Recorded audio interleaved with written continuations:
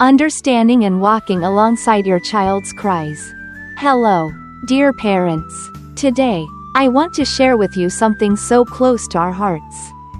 Something every parent has experienced: the sound of our child's cries. From the moment they're born, crying is how they talk to us. It's not just noise, it's a whole world of emotions and needs they're trying to express. I truly believe that when we listen and understand those cries, we grow closer to our little ones and love them even more.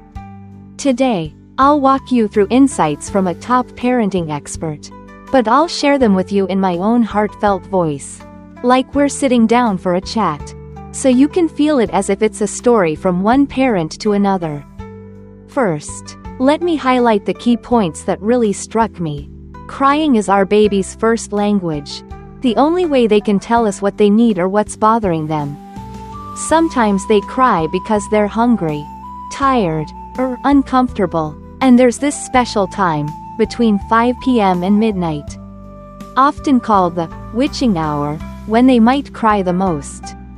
Now, let's dive deeper into each part together. Why does my child cry? Hey, parents, have you ever wondered, what is my baby trying to tell me when they cry? I know I've asked myself that a million times, especially in those early days of motherhood. The truth is, crying is how they communicate with us.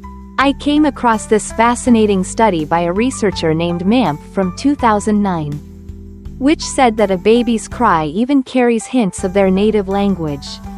For example, French newborns cry with a different melody than German ones, like they've already picked up a bit of our voices from the womb. Isn't that amazing? So, what are they trying to say? There are so many reasons, and I'll break them down for you one by one. They're hungry. This is probably the most familiar reason. Whenever my little one started wailing, I'd give them a feed. And just like that, they'd calm down, like all they needed was a warm hug from some milk. Hunger hits babies often, especially when they're tiny, with their little stomachs and big needs. All it takes is a bit of attention from us, a full tummy, and they're happy again. They're gassy. Sometimes, I'd notice my baby fussing even after feeding, squirming like something was off. Turns out, it was gas. Their digestive system is still so new and fragile, so this happens a lot.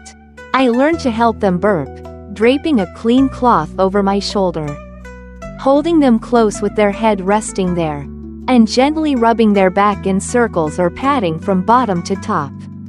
When they let out that little burp, I'd feel so relieved, knowing they were finally comfortable. Dirty diaper. Have you noticed how sensitive their skin is? A dirty diaper can make them so uncomfortable. I'd check their diaper often, and if I saw any redness, I'd dab on a thin layer of diaper rash cream each time I changed them. Oh, and here's a cool tip I found from a 2013 study by Farahani. Breast milk can work just as well as anti-inflammatory cream for diaper rash. Seeing their skin clear up made my heart so much lighter. Food sensitivities or allergies. Moms who breastfeed, listen up. What we eat goes straight to our babies through our milk. Once, I ate something with gluten, and my baby cried all afternoon, probably struggling to digest it. Food allergies in little ones are rare, but they do happen. If your baby's on formula and keeps fussing, maybe ask a nutritionist about switching brands. And when they start solids around 6 months, be careful with common allergens like cow's milk, peanuts, or eggs. Check with a doctor first to feel confident. They're tired. Some days, my baby would play too much or get overstimulated by lights and sounds. And when they were exhausted, crying was their way of letting me know. I'd see them yawn, rub their eyes, or cling to me like they were saying, "Mom, I'm so sleepy." I'd swaddle them, rock them gently, turn off the lights, and lay them on their back in the crib. Watching them drift off felt so tender. Body temperature. They're just like us, too hot or too cold. And they're not happy. I'd feel their back to check for sweat or touch their ears to see if they were chilly. Then I'd add a layer or take one off. Whatever they needed to feel just right. Why do they cry at birth? Do you remember the first cry your baby let out?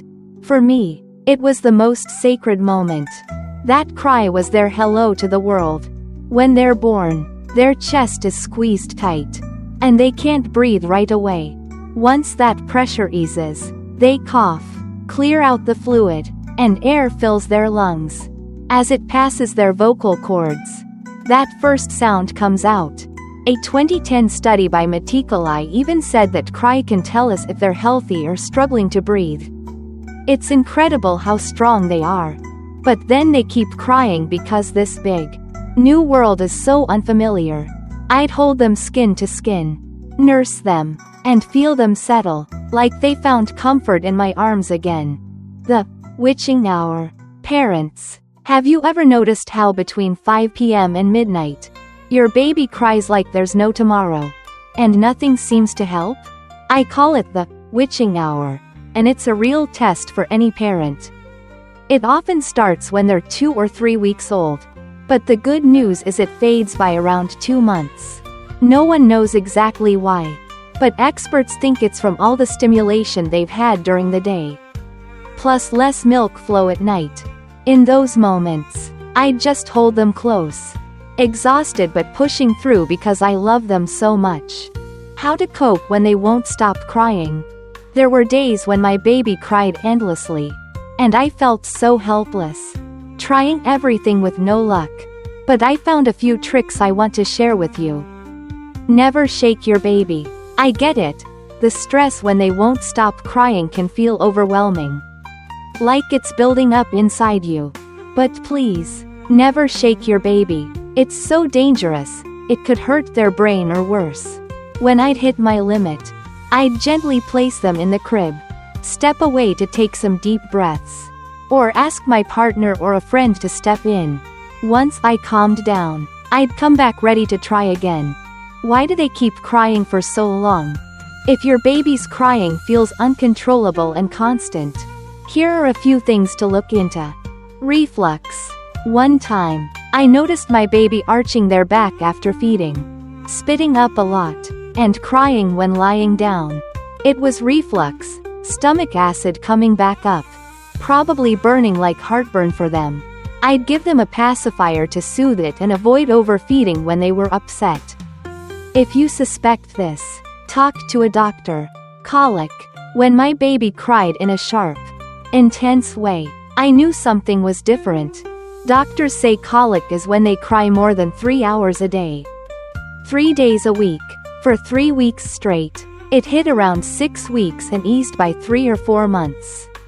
I used Dr. Harvey Karp's 5S method: swaddle, side or stomach position, shush, swing, and suck, and it really helped.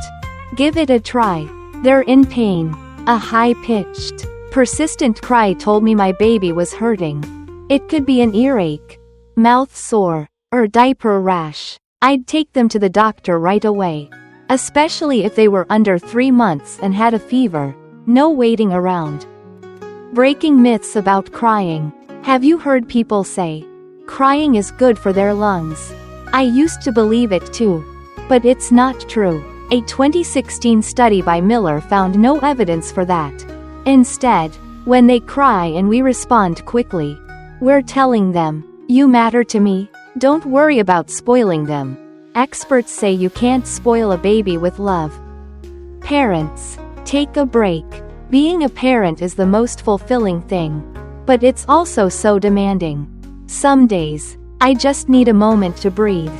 Don't hesitate to ask your partner, family, or friends to watch your little one for a bit. Take a walk, a shower, or curl up and look at their photos, reminding yourself you're the best parent for them.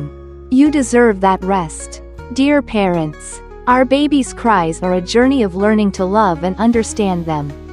I hope these stories lighten your load and boost your confidence as you walk this path. Wishing you strength and joy in every step of parenthood.